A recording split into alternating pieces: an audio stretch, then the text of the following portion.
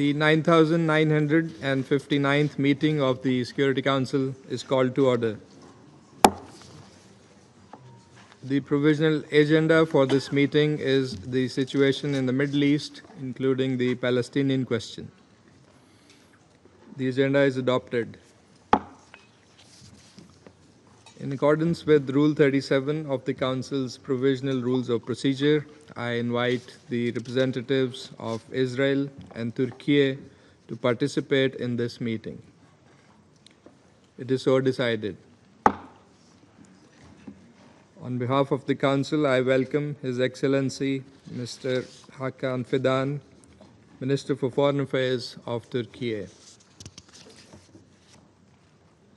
I propose that the Council invite the representative of the observer state of Palestine to the United Nations to participate in this meeting in accordance with the provisional rules of procedure and the previous practice in this regard.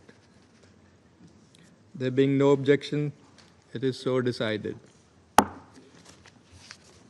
In accordance with Rule 39 of the Council's Provisional Rules of Procedure, I invite the following briefers to participate in this meeting.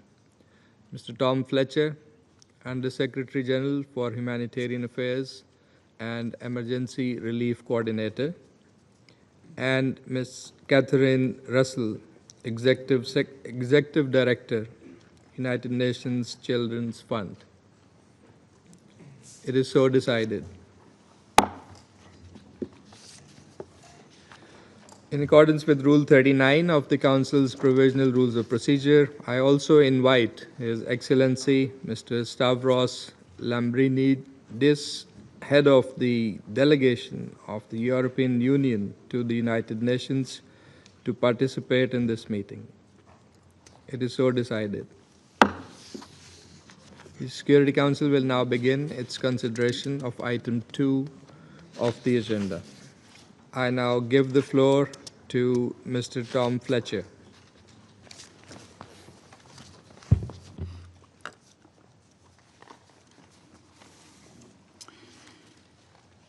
Mr. President, I want to remind this Council why we are briefing you today.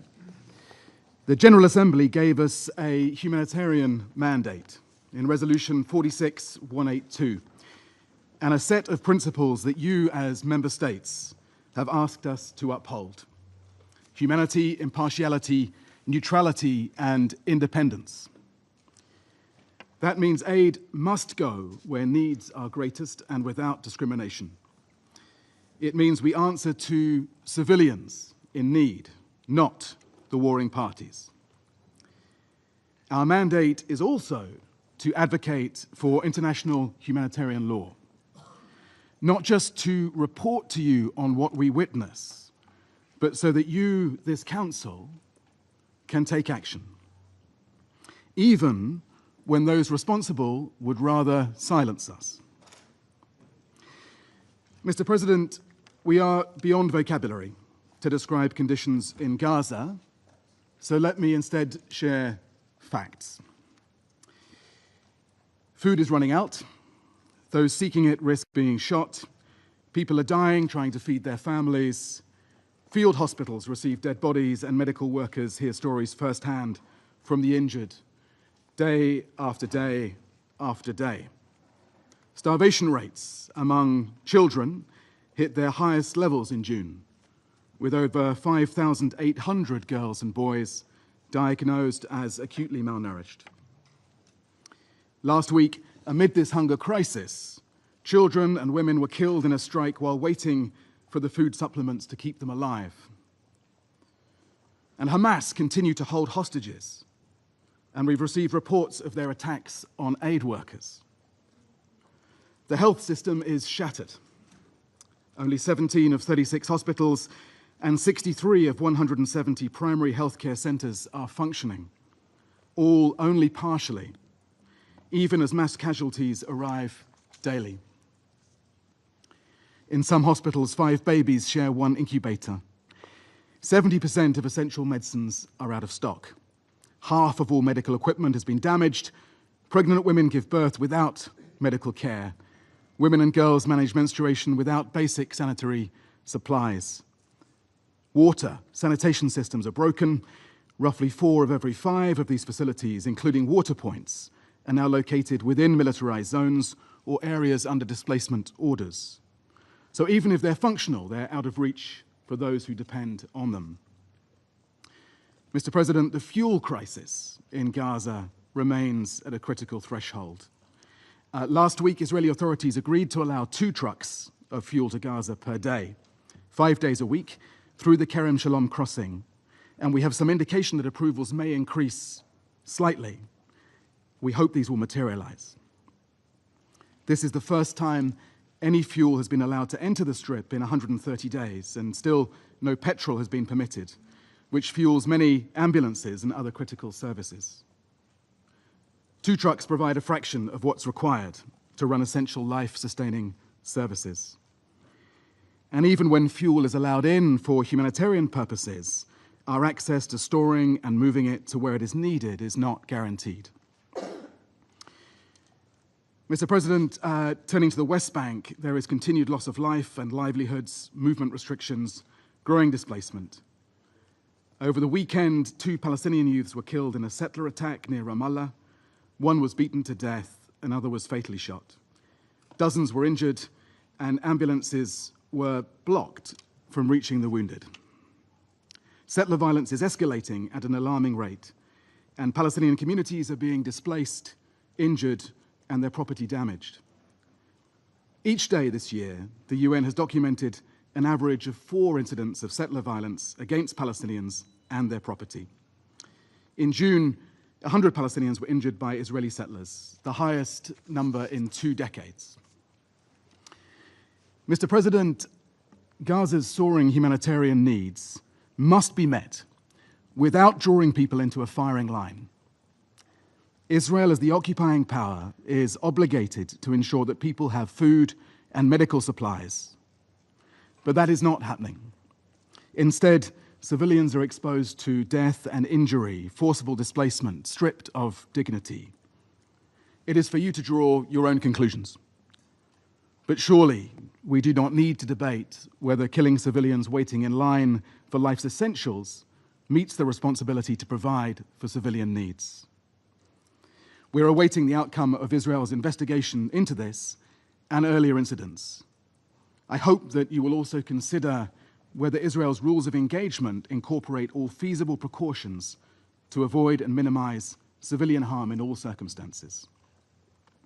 This means, here as elsewhere, verifying targets, giving effective advance warnings, carefully choosing tactics and weapons, and cancelling or suspending an attack if it would cause disproportionate civilian harm. Mr. President, each time that we report on what we see, we face threats of further reduced access to the civilians we are trying to serve. We face that tension everywhere, but nowhere is that tension between our advocacy mandate and delivering aid greater than in Gaza. Visas are not renewed or reduced in duration, explicitly in response to our work on protection of civilians. Security clearances are not granted for staff to enter Gaza to continue their work, and humanitarian partners are increasingly denied entry to Gaza. In 2025, 56% of the entries denied were for emergency medical teams. Of course, as you know, hundreds of aid workers have been killed, and those who continue to work endure hunger, danger, and loss, like everyone else in the Gaza Strip. Personal tragedies continue to echo through our teams and their families.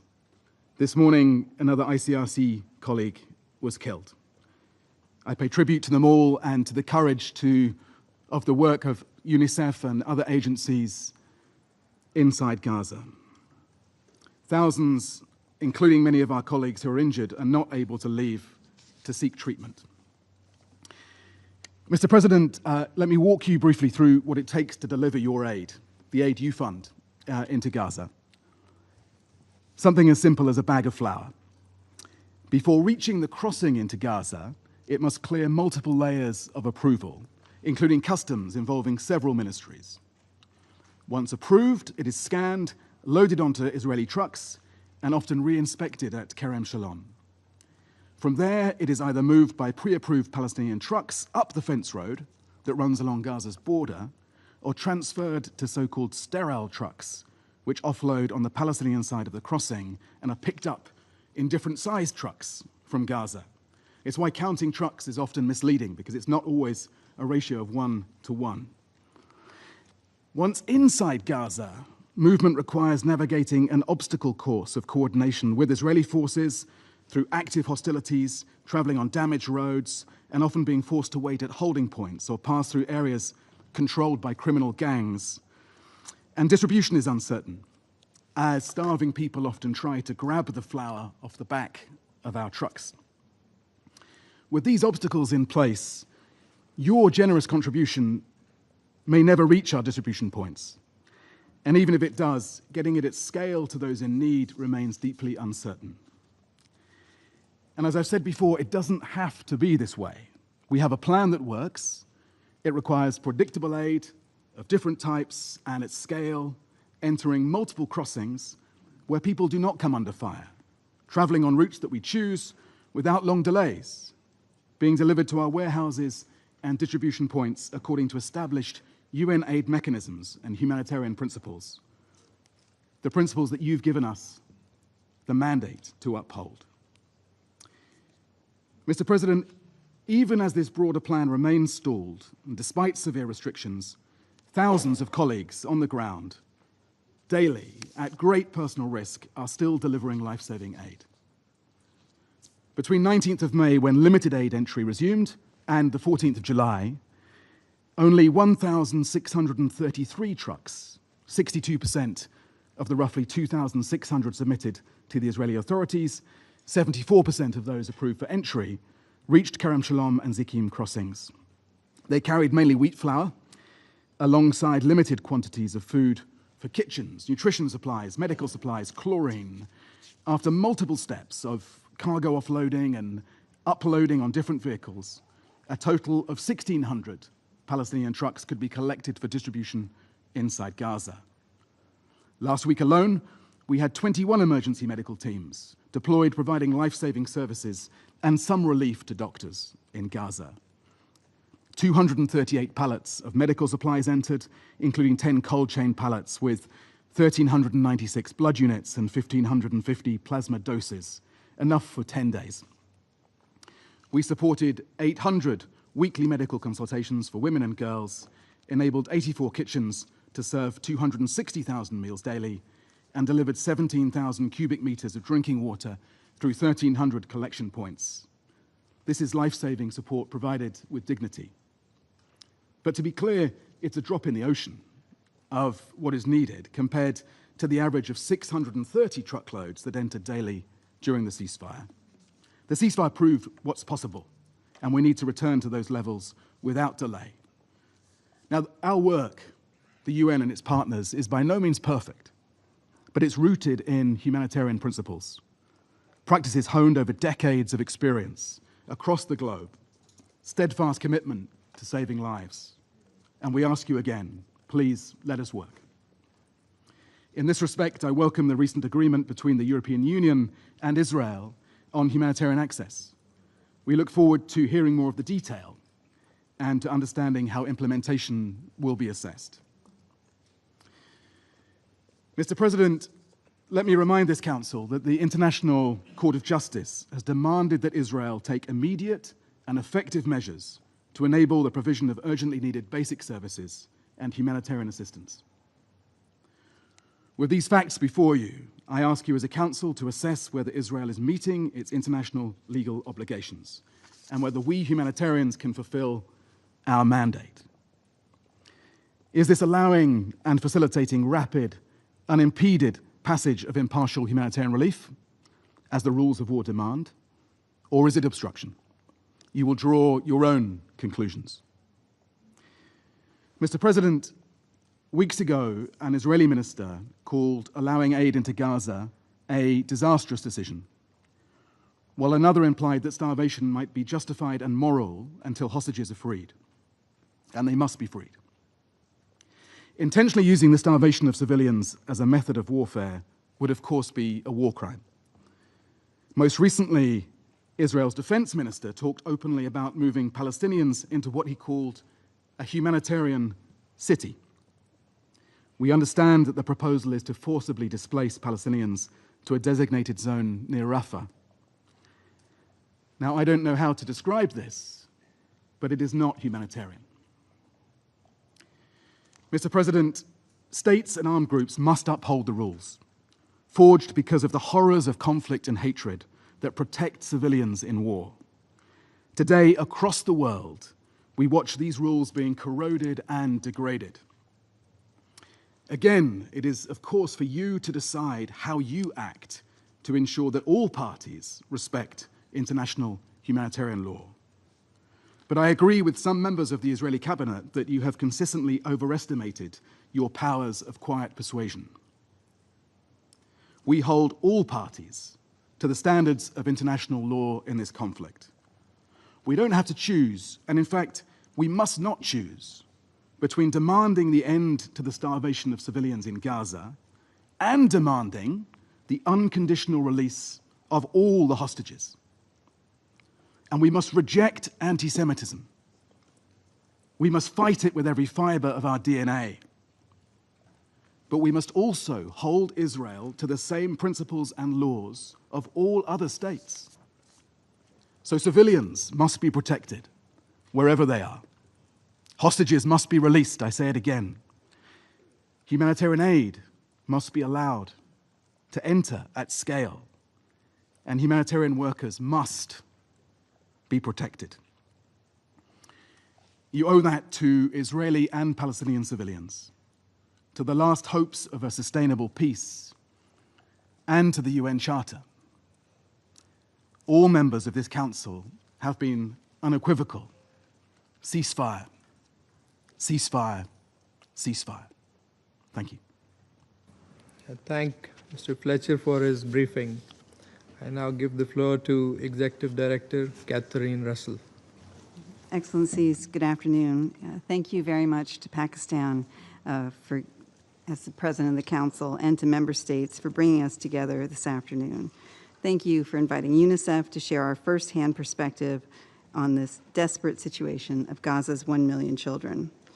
From the beginning of the present conflict, children, Palestinian and Israeli, have suffered terribly. Children have been killed, traumatized, and taken hostage. Children have been orphaned and injured.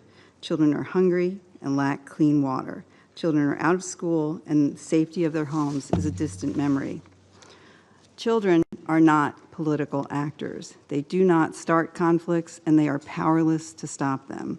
But they suffer greatly, and they wonder why the world has failed them. And make no mistake, we have failed them. Over the past 21 months of war, more than 17,000 children have reportedly been killed and 33,000 injured in Gaza. An average of 28 children have been killed each day, the equivalent of an entire classroom. Consider that for a moment, a whole classroom of children killed every day for nearly 2 years. These children are not combatants. They are being killed and maimed as they line up for life-saving food and medicine. Last week, 15 Palestinians, including 9 children and 4 women, were killed by a strike while waiting in line for UNICEF nutritional supplies in Deir al-Balah. Among the survivors was Donia, a mother seeking a lifeline for her family after months of desperation and hunger. Donia's 1-year-old son, Mohammed, was killed in an attack after speaking his first words just hours earlier.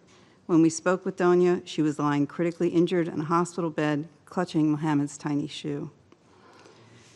This past weekend, 10 people, including 7 children, were killed in an attack while collecting drinking water. And just today, at least 20 people, some of whom were children, were reportedly killed in a chaotic surge of people at a Gaza Humanitarian Foundation distribution site in southern Gaza. Between May 27th and July 7th, the UN Human Rights Office recorded the killings of 798 Palestinian civilians, including children, desperate to find food at or near distribution sites and humanitarian convoys. At the same time, the situation, as Mr. Fletcher mentioned, in the West Bank, including East Jerusalem, has significantly deteriorated. Since the start of the year, 33 Palestinian children have been killed in militarized operations and settler attacks. More than 32,000 people have been forcibly displaced, while the demolition of homes and roads and the use of explosive weapons in populated areas continue. In addition, the number of Palestinian children from the West Bank in detention for alleged security-related offenses has reached its highest level in 7 years. This includes 120 children detained without charge or trial under administrative detention orders. Excellencies, children who survive the war in Gaza will be forever affected by the deprivation and exposure to traumatic events they've experienced. Even before the war began, half of Gaza's child population needed mental health and psychological support. Today, all of Gaza's children need these services. Children in Gaza are enduring catastrophic living conditions, including severe food insecurity and malnutrition. Of the more than 113,000 children screened for malnutrition in June, nearly 6,000 were found to be acutely malnourished. This represents a staggering 180% increase in acute malnutrition cases compared to February. These severely malnourished children need consistent, supervised treatment along with safe water and medical care to survive. In addition, water production capacity has plummeted, and as a result, 95% of households in Gaza do not have access to adequate water. Water pumping, desalination, and wastewater treatment are all operating at significantly reduced capacity because of the lack of fuel, and sanitation services are nearing collapse. With clean water increasingly difficult to access, children have little choice but to drink contaminated water. This is increasing the risk of disease outbreaks, with waterborne diseases now making up 44% of all healthcare consultations. We continue to see more cases of diarrheal and respiratory infection in children under the age of 5. And in recent days, our UNICEF team in Gaza have been responding to a meningitis outbreak with dozens of infants now gravely ill.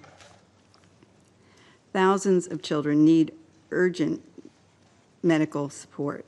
Children with traumatic injuries and severe pre-existing medical conditions are at risk of death because the medical care they need is unavailable in the Gaza Strip. Hospitals that are still able to operate are overwhelmed, with emergency departments operating at full capacity and occupancy exceeding 100%. These facilities are facing severe shortages of essential medicine and fuel, disrupting critical care and leaving some operating rooms in the dark. Access to critical newborn care has been reduced by nearly 70%. At least 12,500 patients with severe injuries, chronic diseases, and complex medical conditions need urgent medical evacuation, including thousands of children. But only a small number of countries are taking in patients from Gaza, resulting in even more preventable deaths. Here, I would like to commend those countries, including those in the region, who are accepting patients from Gaza. Until Gaza's healthcare system has sufficient capacity, UNICEF is calling for increased support for medical evacuations, with the guarantee that all evacuated patients and their caregivers can return to Gaza following treatment and recovery. Excellencies, in mid-May, after almost 11 weeks of a complete aid blockade, authorities permitted a trickle of UN supplies to enter the Strip.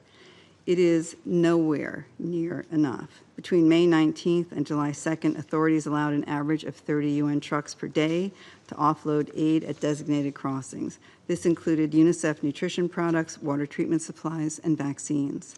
But 30 trucks a day are a fraction of what is needed for 2 million people to survive. We continue to call on the authorities to permit the entry and delivery of humanitarian aid in Gaza at sufficient speed and scale to meet the urgent needs of children and families. This includes fuel. With electricity cut off since the start of the war, all operations inside the Gaza Strip, hospital generators, ambulances, bakeries, water and sanitation facilities, and the communications network depend on fuel.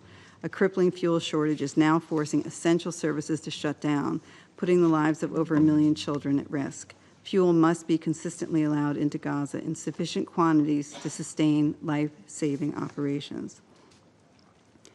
Excellencies, for the last several months, the UN-led humanitarian response has been sidelined, despite the fact that during the March ceasefire, we were delivering assistance in an efficient and safe manner. This included essential vaccines and neonatal care, life-saving nutrition services, and access to clean water, provided through more than 400 distribution points across Gaza. UNICEF and our partners went even further, delivering aid door to door, reaching malnourished children and pregnant mothers directly in their places of refuge. We implore you again to ensure that UNICEF and our humanitarian partners are allowed to do our jobs. We have proven that essentials like medicine, vaccines, water, food, and nutrition for babies can reach those in need, wherever they are, when we have appropriate access. We urgently need a return to the functioning UN-led aid pipeline with safe and sustained humanitarian access through all available crossings. In addition, UNICEF reiterates the Secretary General's appeal to ensure that all aid delivery is demilitarized and grounded in the principles of humanity, impartiality, neutrality, and independence. Civilian safety must be paramount. I urge this Council to use its full weight to press parties to accept these principles and rules. Excellencies, in Gaza, the effects of the violence perpetrated on children have been catastrophic. International law is clear. All parties to the conflict have an obligation to protect civilians and ensure the safe and unimpeded delivery of humanitarian assistance. We call on all parties to immediately act to protect children. We call on Israel to urgently review its rules of engagement to ensure full compliance with international humanitarian law, notably the protection of civilians, including children, and to conduct thorough and independent investigations of incidents and alleged violations to ensure accountability. And we call on all parties to abide by their legal obligations to ensure the survival and well-being of the civilian population, including through safe, rapid, and unimpeded humanitarian access. We call on Hamas and other Palestinian armed groups to uphold international humanitarian law, including respect for facilities that civilians depend on and the facilitation of unimpeded access. In addition, they should immediately and unconditionally release all hostages held inside Gaza. All parties to the conflict should urgently agree to a ceasefire, and we call on this Council to use all tools at its disposal to address human suffering and put an end to this war. Lastly, we call on all member states to use their leverage to de-escalate the conflict in the meantime. Excellencies, the simple truth is that we are failing Gaza's children. Seen through their eyes, our failure is a betrayal of their right to be children, children who are healthy, who are safe, and who are educated. History will judge this failure harshly, and the children will judge it too. Children in Gaza, like children all over the world, deserve peace. Our job is to give children the future they deserve. We simply must do better. Thank you. I thank Ms. Russell for her briefing. I now give the floor to those council members who wish to make statements. And I give the floor to the representative of the United Kingdom. Thank you, President. I'd like to start by thanking USG ERC Fletcher and Executive Director Russell for their sobering briefings and to thank them for the courage and the work of their teams on the ground.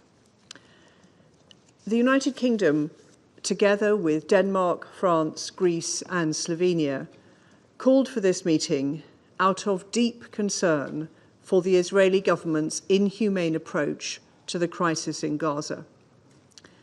This week marks 650 days since the horrific Hamas attacks of October 7th. With each day that passes, the hostages suffer yet more agony, in appalling conditions and deprived from contact with their loved ones. And with each day that passes, the people of Gaza suffer death, desperation and displacement. This conflict has gone on for far too long. There is a deal to be done. We urge the parties to engage in the spirit of compromise to secure an immediate ceasefire, the release of the hostages, and a pathway towards lasting peace. I'll make 3 points.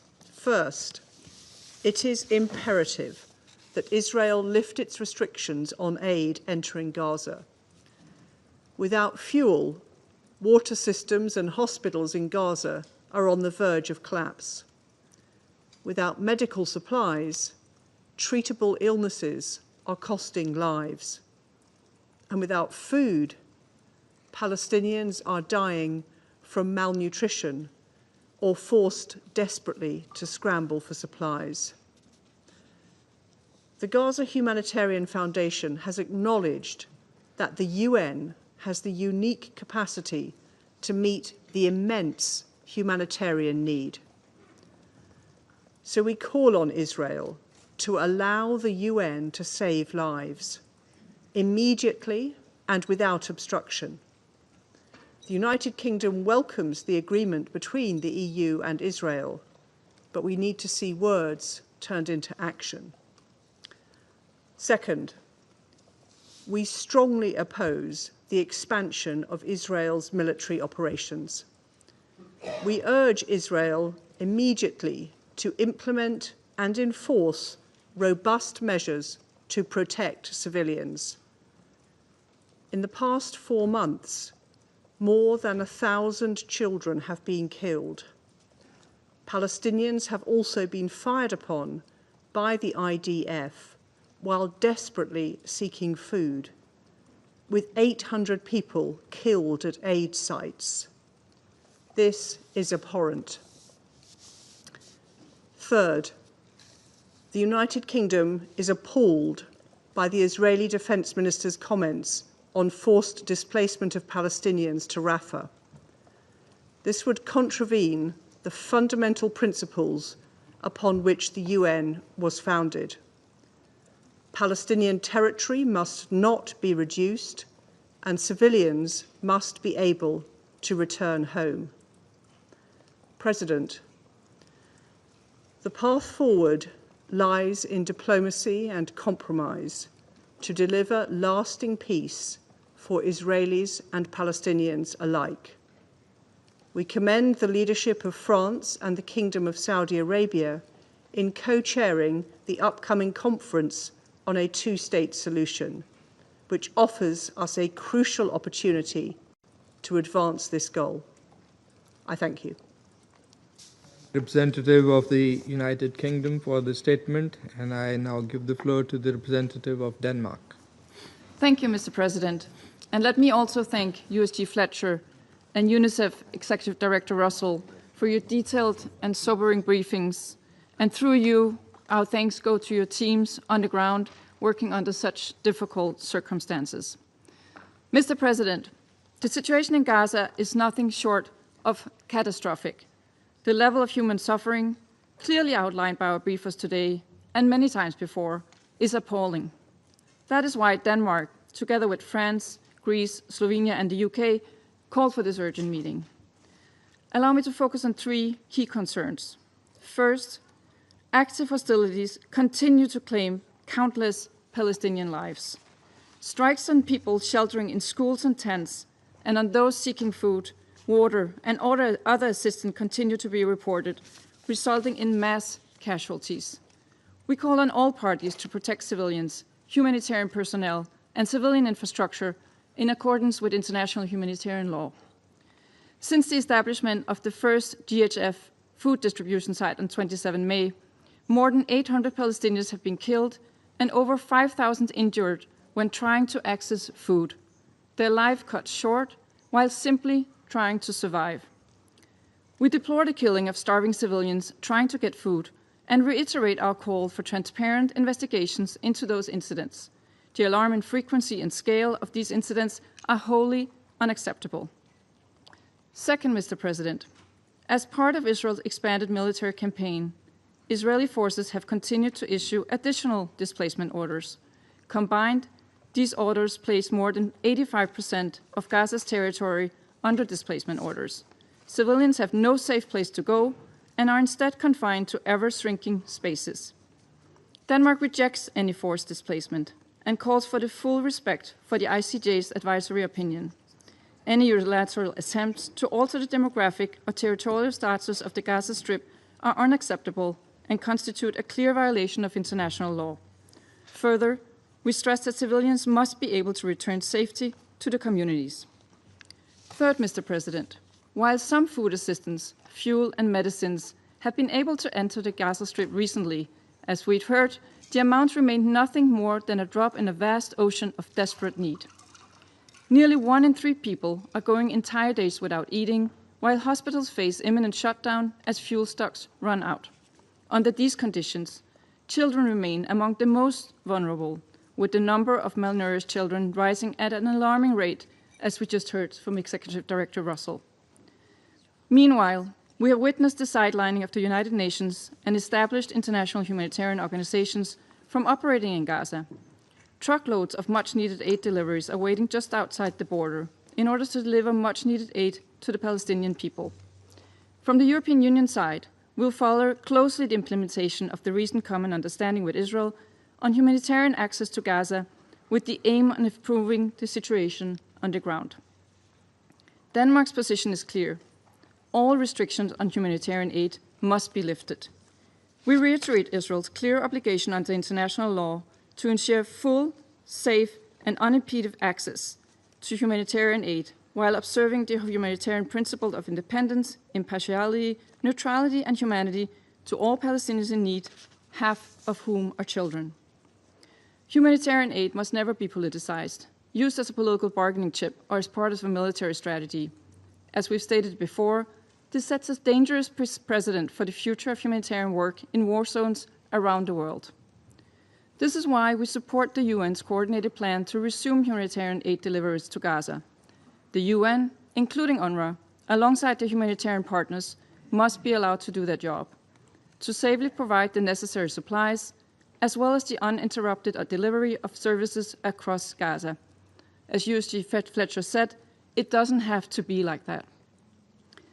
Mr. President, in addition to lifting all of restrictions on humanitarian aid, we urgently need an immediate ceasefire and for Hamas to immediately and unconditionally release the remaining hostages held since the brutal terror attack on October 7, 2023.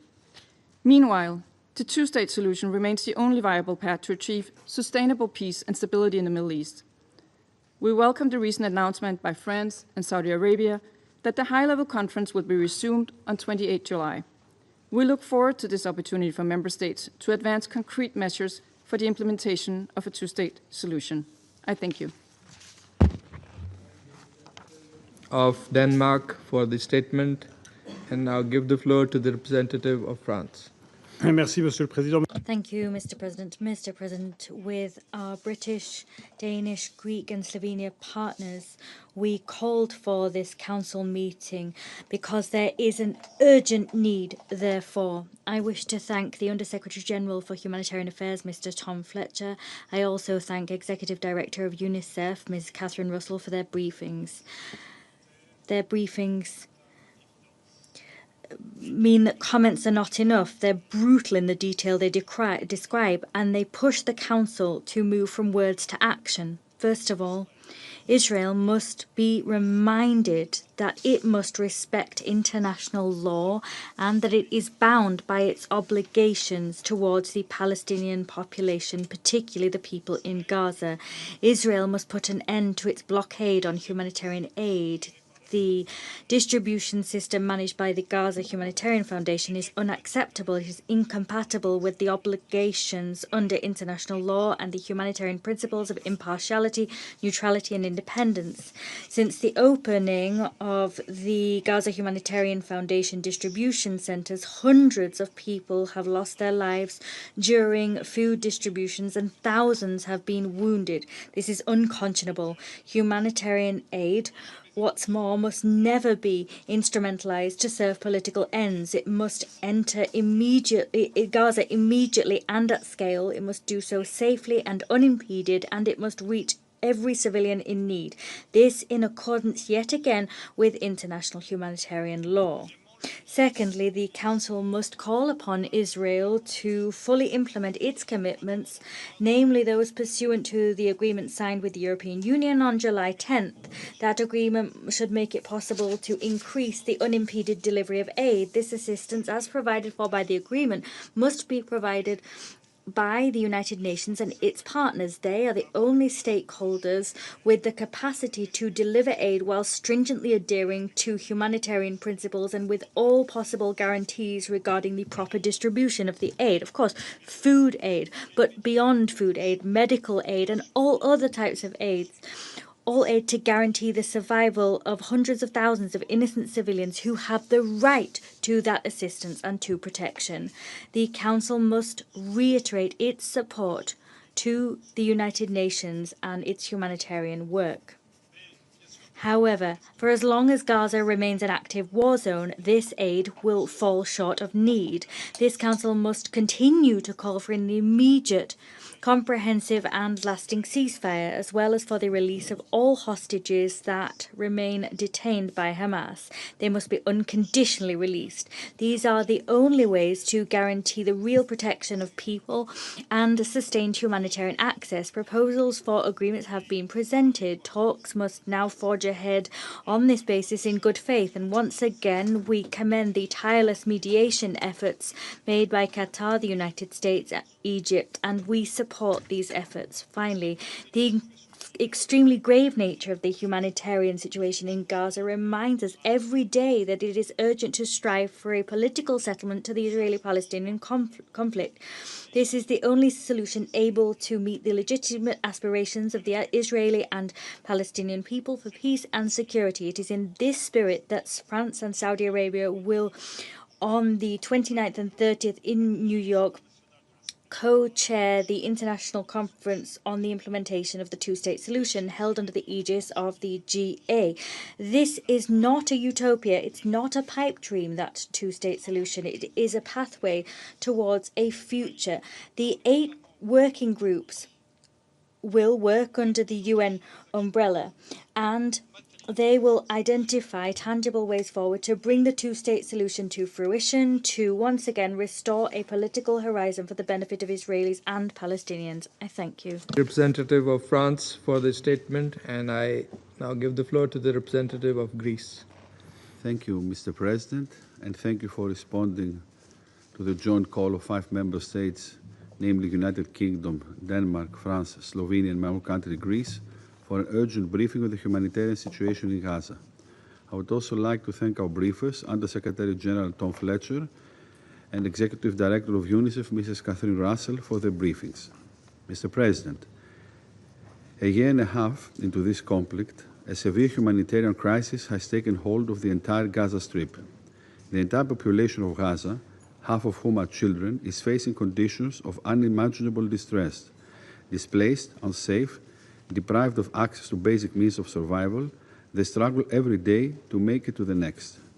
We continue to urge Israel to allow and facilitate the safe, unconditional, massive and unhindered delivery of humanitarian aid at scale, and to restore full access to electricity and water. The population in need must be given safe access to humanitarian aid and care, while the safety and security of humanitarian workers must be respected. Humanitarian aid must never be politicized or used as a means of pressure. We repeat our position that any humanitarian plan must adhere to the core principles of international humanitarian law, cover all parts of Gaza, and support the existing humanitarian operation within the Strip. It is clear that Israeli GHF plan falls short of that and has led to increased fatalities. There is, however, a glimmer of hope. We welcome the agreement reached between Israel and the European Union on scaling up humanitarian aid to the people in Gaza. We expect that the agreed steps are implemented urgently so as to substantially increase the daily trucks of food and non-food items and result in opening of more crossings in the southern and northern part of Gaza. It is beyond doubt that this goal cannot be achieved without the valuable expertise of the UN, and UNRWA's role remains pivotal and indispensable. At the same time, the development highlights the need for constructive engagement with Israel. Furthermore, as High Representative of the European Union, Ms. Kallas, has stated, all measures should be taken to ensure that the increased humanitarian aid benefits directly the Gazan population and it is not diverted by Hamas. Mr. President, while efforts led by Egypt, Qatar, and the United States to secure a deal for a much-needed ceasefire are ongoing, we do not forget that hostages continue to suffer, being held in captivity by Hamas for 19 months already. Having repeatedly condemned the October 7 terrorist attacks and the ongoing detention and inhumane treatment of hostages, we reiterate our demand for the immediate and unconditional release, and we deplore the refusal of Hamas to hand them over. Hamas remains an obstacle to peace. Mr. President, While conditions in Gaza remains dire, the situation is alarming in the West Bank, including East Jerusalem. We condemn the escalation of violence there, following the continued settler violence, the expansion of illegal settlements, and Israel's military operation. The repeated attacks against Taibeh, one of the Christian majority villages in the West Bank, are very disturbing. Settlement expansion is contrary to international law and the relevant Security Council resolution, and seriously undermines prospects for a two-state solution. We look forward to the upcoming conference under the co-chairmanship of France and Saudi Arabia to be resumed later this month, so as to bring new impetus to the political process, given that the Palestinian issue remains central for regional as well as world security stability. In this spirit, Greece stands ready to engage towards moving the Arab plan forward, as presented by Egypt, and further develop it where necessary. It is a constructive proposal for planning the day after in Gaza, where an empowered and reformed Palestinian Authority will be capable of exerting effective governments in Gaza and the West Bank, without any government or security role for Hamas and without any forced displacement for the Palestinians. Mr. President, in closing, let me stress that there is no military solution for Gaza. All sides must now harness the necessary political courage to agree to a ceasefire and end the war and pave the way for a political process towards two states living side by side in peace and security. I thank you. Thanking the representative of Greece for the statement, I now give the floor to the representative of Slovenia. Thank you, Mr. President. And I want to thank Undersecretary General Fletcher and Director General Russell for sharing information on the situation on the ground. And we bow our heads to the humanitarian workers who are risking and ultimately sacrificing their lives for civilians in Gaza. Mr. President, looking back 80 years, one can observe the way conflicts have evolved.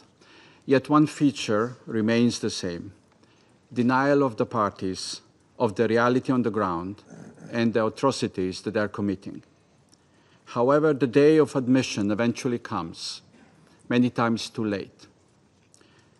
30 years ago, very close to my home country, we heard statements that there were practically no civilian victims, how the people were well nourished, how one side acted in self-defense.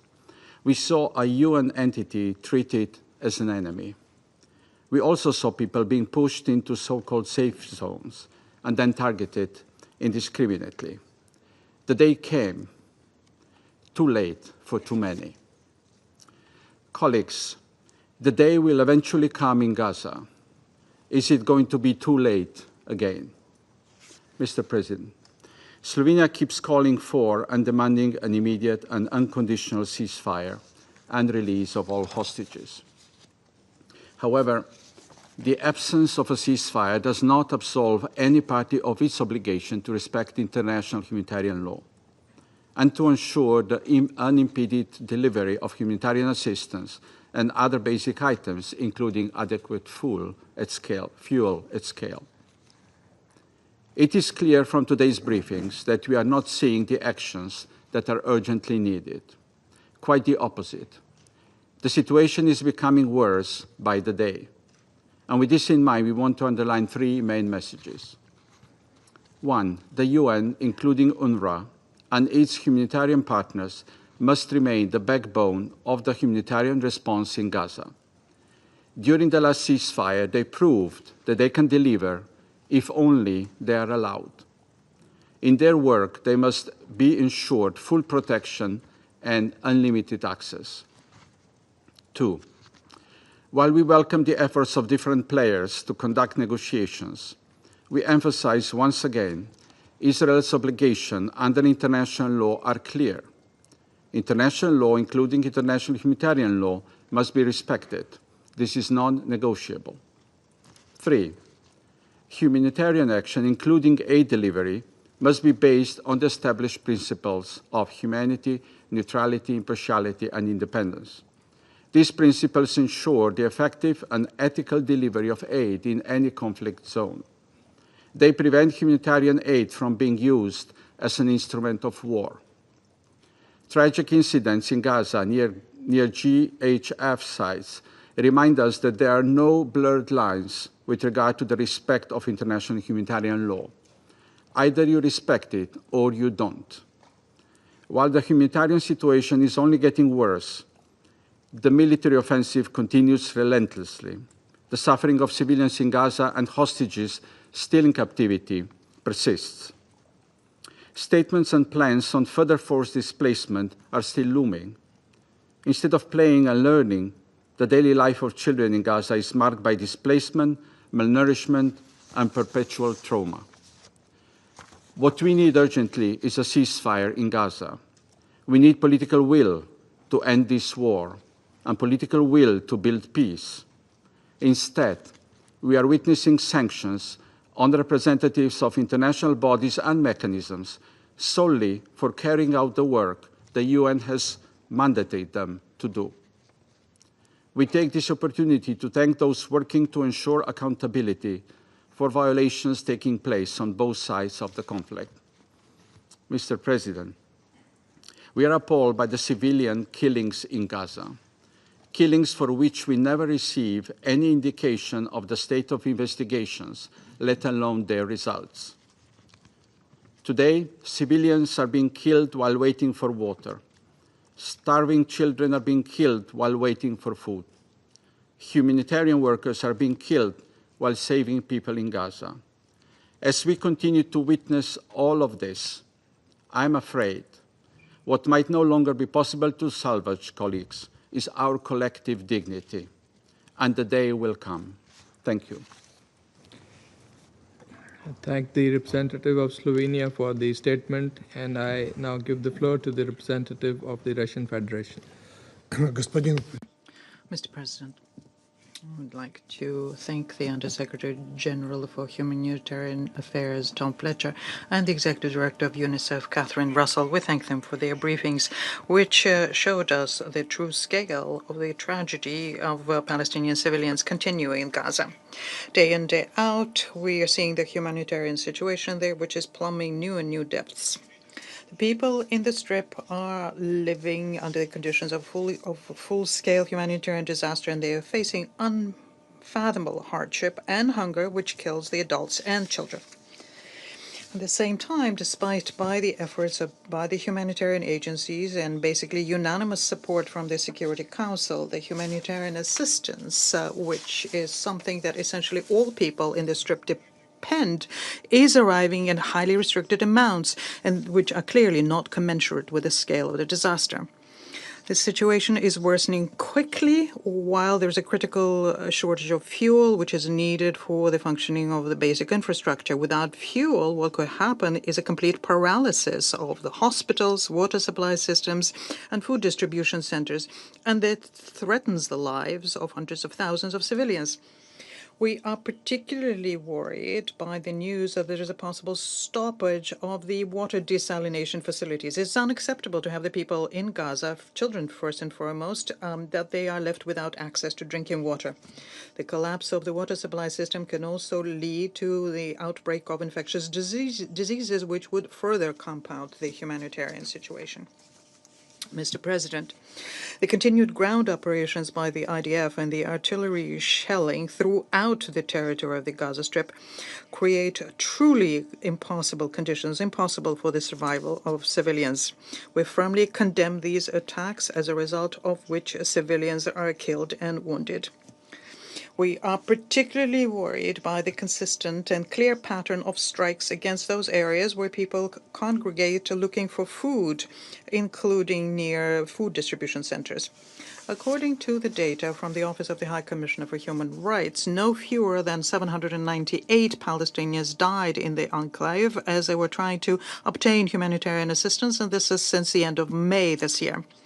We're particularly concerned by a huge number of victims near those centers which are under the Gaza Humanitarian Foundation, and this is a mechanism, as many of us had warned in this chamber, instead of solving humanitarian tasks, has become a symbol of humiliation of human dignity and is life-threatening for those who need such assistance. Hundreds of people who died when they were trying to obtain assistance is a grim testimony of this fact. The work of this mechanism is dangerous for the beneficiaries and is morally unacceptable. We are convinced the UN Secretariat took the only right and responsible decision when they decided not to participate in this punishment, essentially, scheme under the guise of humanitarian operation.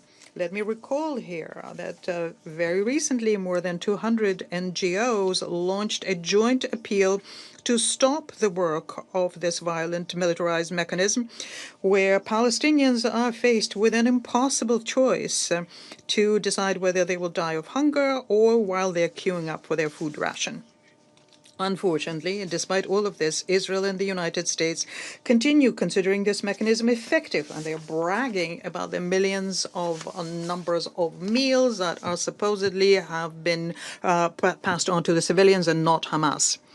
These statements are dubious at least and are not supported by the real situation in the Strip.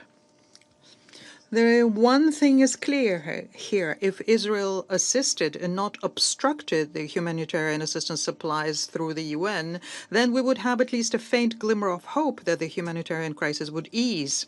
Well, today we do not have such hope, and the massive collective punishment against Palestinians in violation of the basic rules of the IHL is something that's going on in front of our eyes. Mr. President, we are shaken by the recent strikes against the people in Deir el-Balah who were trying to obtain humanitarian assistance from UNICEF. As a result of this attack, tens of people were wounded and killed, and this includes 9 Palestinian children. On the 13th of July, in the Nusayrat camp, according to UN data, 7 more children were killed as they were queuing up for water near a humanitarian distribution center. These tragedies have become a frightful everyday occurrence, and we firmly condemn the killing of innocent civilians who were only trying to obtain the assistance that they vitally need. Such attacks undermine the very possibility of saving human lives and are a gross violation of international humanitarian law. Unfortunately, humanitarian personnel are also continue dying. There was another strike against the office of a humanitarian organization delivered on the 10th of July in Gaza, took the lives of 3 more humanitarians. This tragic incident once again shows how high the risk is that humanitarians are facing when they are doing their duty under the conditions of constant present danger. In parallel to attacks against humanitarians and the reporters who are covering Gaza, there is a true persecution unfolding against UN bodies which are out of favor, and this refers to UNRWA first and foremost, and this is the agency which for decades have been helping Palestinians with humanitarian assistance, education, and health care. UNRWA's uninterrupted and stable work is a guarantee of survival for the millions of Palestinians who are living not just in Gaza, but, as we all know, also in neighboring countries, the countries which took in refugees. Would like to underscore here that there has never been an alternative to UNRWA. And after UNRWA and the UN Secretary General, they went after the special procedures under the Human Rights Council. Such acts are not in line with the duties of a UN member states. They are in violation of the Charter and in violation of the Convention on Immunities and Privileges. This situation requires a very decisive international reaction. The protection and providing for the civilians in the occupied Palestinian territories is a duty of Israel as an occupying power. And this is not something that depends on whether or not it's acceptable for the Israeli leadership. We insist on unconditionally ensuring the safety of civilians. Unfortunately, all attempts by the international community to obtain the very basic principles of humanity being abided by are encountering an all-around support by Washington to its ally. Washington essentially gave to West Jerusalem a carte blanche on any activity against Palestinians. Mr. President, if anyone is thinking that the situation in Gaza could not possibly get worse, well, they're probably wrong. According to the information we are getting, including from Israeli officials, West Jerusalem is preparing a new plan to move 600,000 Palestinians in the so-called humanitarian corridor, city in Rafah, south of the Morag military corridor. And the goal here to, in future, concentrate all 2 million Palestinians there, having checked them against their links with Hamas. The Commissioner General of UNRWA, Philip Lazzarini, has already characterized this plan as, in essence, trying to create a huge concentration camp, the Palestinian inhabitants of which will be deprived of any prospects for their future. We would like to point out here that the former Prime Minister of Israel, Ehud Olmert, also shares such an assessment, and he called this initiative a part of a general campaign conducted by the Netanyahu government to conduct an ethnic cleansing and deportation of Palestinians. It would be interesting to hear an assessment of this initiative from OCHA and UNICEF.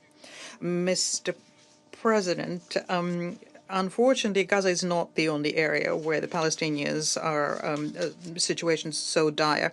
We're very worried by the situation in the West Bank. There we're seeing intensified operations by the Israeli forces, especially in the north.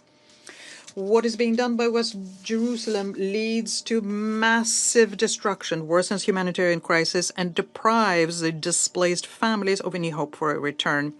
We regularly receive information about the killings and violence against the Palestinian, the seizure of territory, and the demolition of their buildings. And this is unacceptable. We call on Israel to immediately stop the violence in the occupied Palestinian territory to ensure that the people are protected and the humanitarian assistance to civilians is not impeded. They need this now more than ever.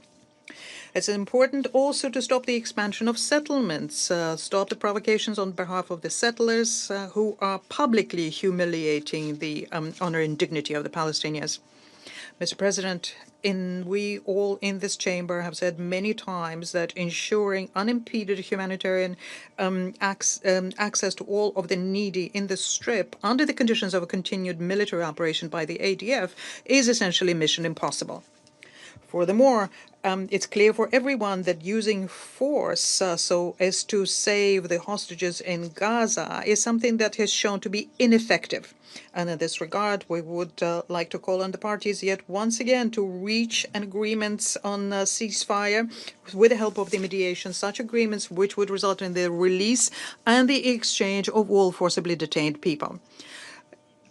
In order for the authorities in Israel to finally lift the blockade of this sector, Washington has to reject their unconditional support for West Jerusalem, stop covering their violations of IHL, and use their influence to stabilize the situation.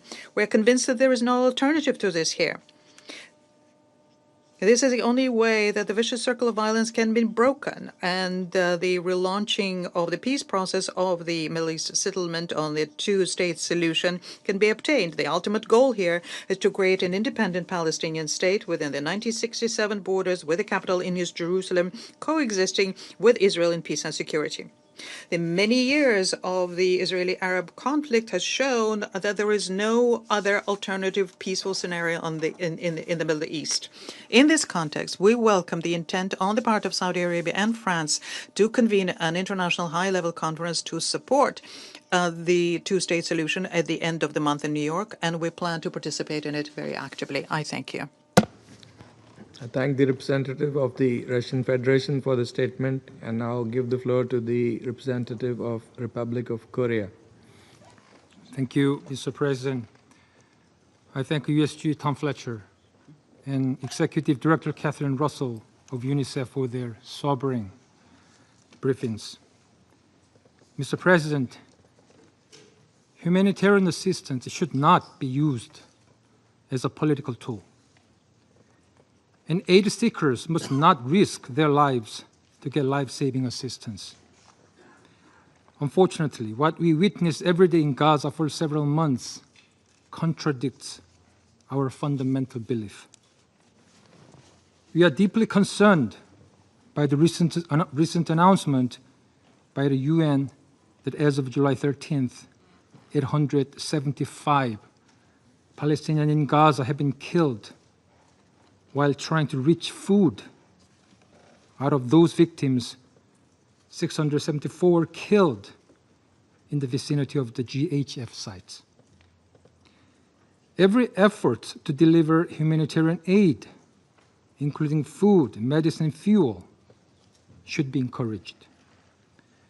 But what we should not overlook is that such assistance must be carried out in a safe and dignified way, in full compliance with humanitarian principles.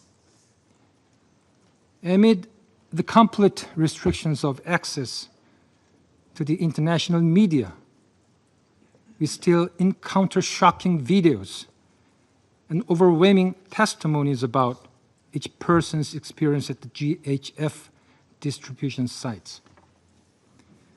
Those witnesses are not only Palestinian civilians, but also now include foreign security employees and even IDF soldiers. Despite this situation, there is still a persistent lack of accurate and sufficient information. Despite this situation, there is still a persistent lack of accurate and sufficient information on the facts around the GHF aid distribution sites or near UN convoys, and this should not be ignored. As the OHCHR indicated, I quote, "It is not helpful to issue blanket dismissals of the concerns raised by the international community," unquote. A full and transparent investigation should follow. And more importantly, international journalists must be allowed to enter Gaza, witness what is happening, and report the details back to the world. Mr. President, the United